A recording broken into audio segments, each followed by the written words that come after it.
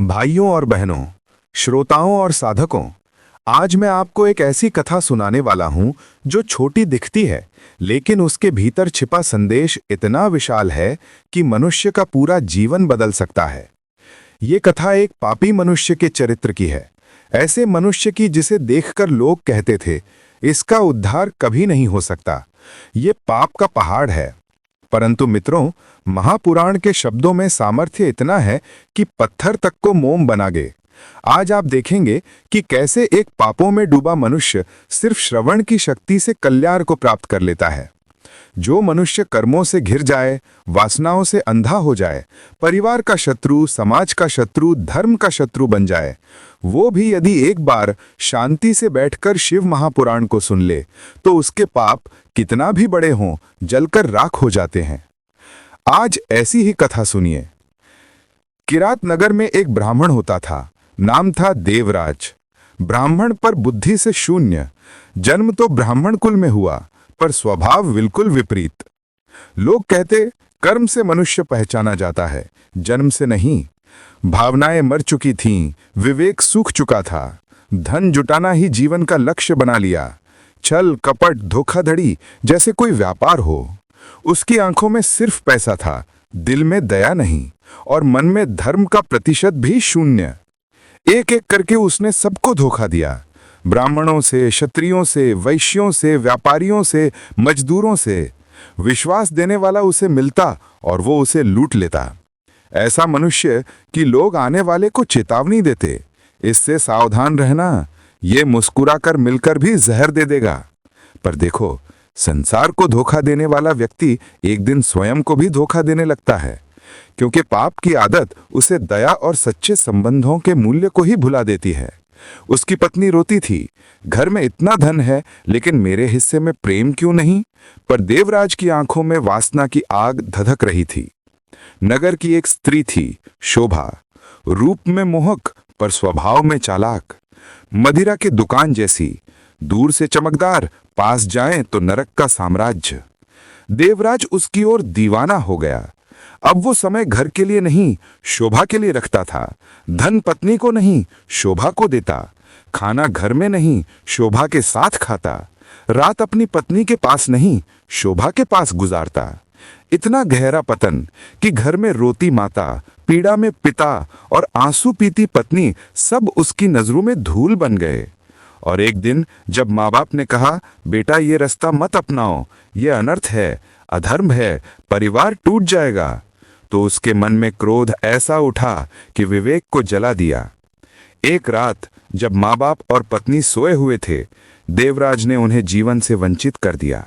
क्रोध, काम और धन पिपासा जब मिल जाएं, तो मनुष्य शैतान से भी खतरनाक हो जाता है। अब उसके जीवन में रोकने वाला कोई न रहा, जवाब देने वाला कोई न रहा, इसलिए उसकी वासनाएं और बढ़ती गईं। वो शोभा के साथ एक ही पात्र में भोजन करता, एक ही पात्र में मदिरा पीता।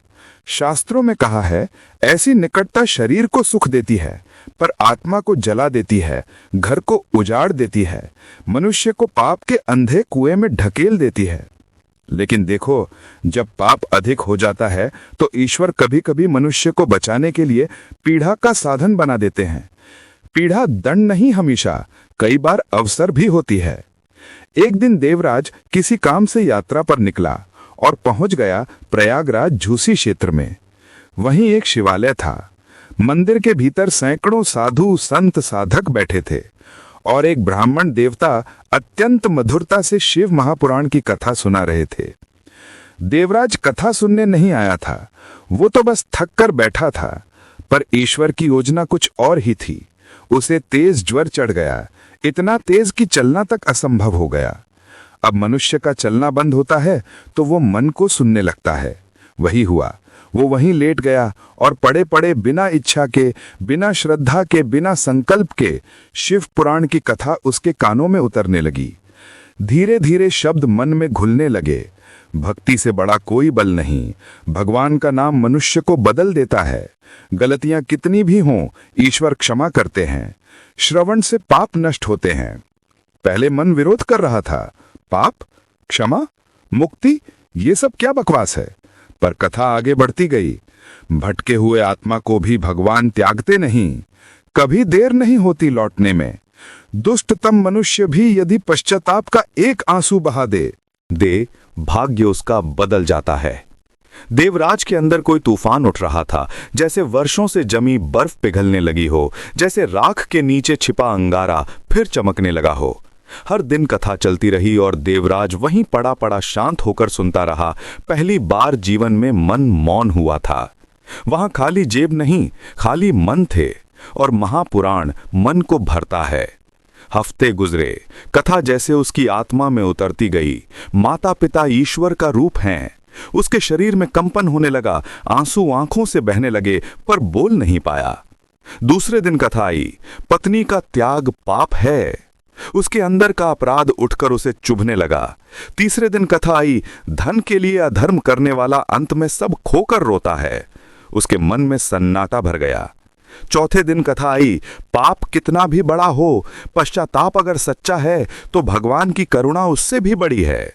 उसने पहली बार अनुभव किया, दिल दुख रहा है लेकिन इस दुख में शांति है। ये दुख दंड नहीं था, ये दुख शुद्धिकरण था। उसकी आंखें बंद थीं, शरीर ज्वर से जर्जर था, लेकिन मन पहली बार जाग रहा था। कथा के अंतिम दिन ब्राह्मण देवता ने कहा, जीवन भटक सकता है पर ईश्वर कभी मनुष्य को त्यागते नहीं। यदि अंतिम क्षण में भी मन पाप छोड़कर भगवान की शरण ले तो वो मुक्त होकर जाता है। यही शब्द, बस यही शब्द देवराज के हृदय की जमी बर्फ को पूरी तरह पिघला गए। वो रो रहा था पर क्षमा मांगने की क्षमता नहीं थी। सर उठा नहीं पा रहा था पर मन चिल्ला रहा था, हे शिव शंकर, मैंने जीवन नष्ट कर दिया, पर क्या मुझे क्षमा मिलेगी? और उसी रात, उस ज्वर में, वहीं लेटे लेटे उसकी मृत्यु हो गई। प्राण निकले और यमदूत आ गए, काले, भयानक, क्रूर। वो चिल्लाया, मुझे छोड़ दो, मुझे बचाओ। दूत बोले, जब तुमने सबको पीड़ित किया तब क्या तुम्हें दया आई?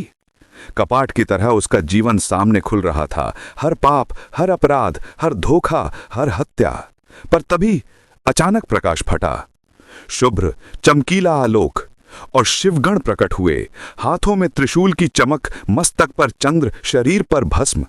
यमदूत विस्मित, ये पापी, इसे क्यों लेने आए हो? शिवगण मुस्कुराए, हाँ ये पापी है, पर शिव महापुराण सुनकर गया है। कथा श्रवण ही इसकी ढाल है, इसका पश्चाताप ही इसकी मुक्ति है। प्रायश्चित की लौ इसके पापों को जला चुकी है। और यमदूत अचंभित होकर पीछे हट गए। देवराज को दिव्य वाहन पर बैठाकर शिवगण उसे ले गए, जहां पाप नहीं, जहां पीड़ा नहीं। कथा समाप्त नहीं, संदेश शुरू होता है। कभी भी किसी पापी को देखकर ये मत कहो कि इसका उद्धार नहीं हो सकता, क्योंकि भगवान कहते हैं कि पाप कितना भी बड़ा हो जाए, लेकिन मेरा दरवाजा हमेशा खुला है। मित्रों, कोई मनुष्य बुरा नहीं होता। उसकी परिस्थितियां, उसकी आदतें, उसकी वासनाएं उसे बुरा बना देती हैं। पर कथा श्रवण, भजन, सत्संग मन को धो देते हैं। देवराज बदला क्योंकि उसने सुन लिया। और आज जो सुन रहे हो, शायद ये कथा सिर्फ मनोरंजन के लिए नहीं, शायद ये भी एक बुलावा है कि पल लगाओ, ईश्वर प्रतीक्षा कर रहे हैं।